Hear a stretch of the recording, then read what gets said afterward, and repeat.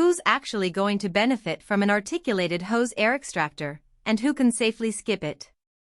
If you've ever tried to capture fumes from a laser engraver or a soldering station and ended up with a stiff, unwieldy tube that fights every movement you make, you know the frustration. The real question is whether spending a few extra bucks on a flexible, 360-degree arm really solves the everyday problems of a small lab or hobby shop, or if it's just another piece of equipment that gathers dust. Link is in the description if you want to check the product details on Amazon. Let's start with the hesitation most buyers feel.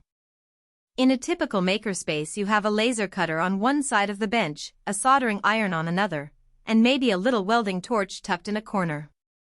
All of those processes generate airborne particles that you're supposed to pull away with a fume hood or an inline extractor. The cheap solution many people start with is a rigid PVC pipe or a basic rubber hose. It works, but you quickly discover two painful realities. The hose doesn't bend around your workpiece, so you're forced to reposition the whole setup, and the fixed nozzle often ends up too far from the source, letting a lot of the fumes escape into the room. That's where a flexible duct collector arm tries to step in. The main selling point is its articulated design, essentially a series of joints that let you angle the hose in any direction without straining the material. In practice, that means you can set the nozzle right on the tip of your laser's exhaust port, or hover it a couple of centimeters above a solder joint, and then swing it out of the way when you need to change the workpiece.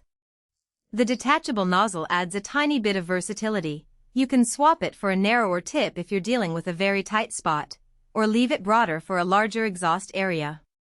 Now, who should actually buy this? If you run a semi-professional lab where you're switching between different machines daily, the flexibility saves you minutes that add up. Imagine you're fabricating a prototype. You start with laser engraving, then move to soldering a PCB, and finish with a little spot welding to attach a metal bracket. With a rigid hose, you'd have to unplug, reposition, or even buy multiple hoses of different lengths. The articulated arm lets you keep a single extraction line and just bend the arm to follow the tool. That's a real productivity win for anyone who values a tidy workflow and doesn't want to spend time rerouting tubing. On the flip side, if your setup is static, say you have a dedicated soldering station that never moves and a permanent fume hood already installed, you'll probably get very little out of the extra articulation. The arm's price point is higher than a straight hose, and if you're never going to need to swing it around, you're just paying for a feature you'll never use. Hobbyists who only dabble in one kind of work, like occasional laser engraving on a desktop machine, might find the extra length and joint complexity unnecessary. A simple, short hose clip to the bench could do the job just fine.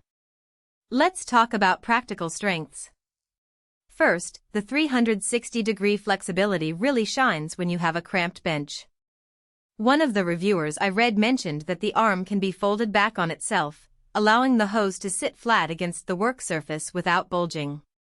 In a real-world scenario, that means you can keep your bench clear for other tools, reducing the risk of accidentally knocking the extractor loose. Second, the detachable nozzle is not just a gimmick, it lets you adapt to different source sizes. A narrow nozzle is perfect for a laser's tiny exhaust port, while a wider opening works better for a soldering iron where the fumes disperse over a larger area. Third, the construction feels solid. The joints lock with a satisfying click, so you don't have to constantly readjust while the machine is running. That little tactile feedback reduces the annoyance of a hose that wobbles under its own weight. But there are weaknesses you need to consider. The flexible joints, while convenient, introduce a small amount of airflow resistance. In a high-volume extraction system, that resistance can reduce the overall suction efficiency by a few %. For most hobbyist setups, the loss is negligible, but if you're pulling heavy metal fumes from a TIG welder, you might notice a slight drop in performance compared to a straight, rigid duct. Another practical issue is the detachable nozzle sealing. Because it screws on, you have to make sure the threads are clean. Any dust or debris can cause a tiny leak, which defeats the purpose of capturing fumes. It's a simple maintenance step, but one that can be overlooked in a busy shop. Lastly, the arm's length, about 3 meters, means you need enough space to let it extend fully. in a cramped closet-type workstation you might find the extra length just hangs uselessly. So, how does the value break down beyond the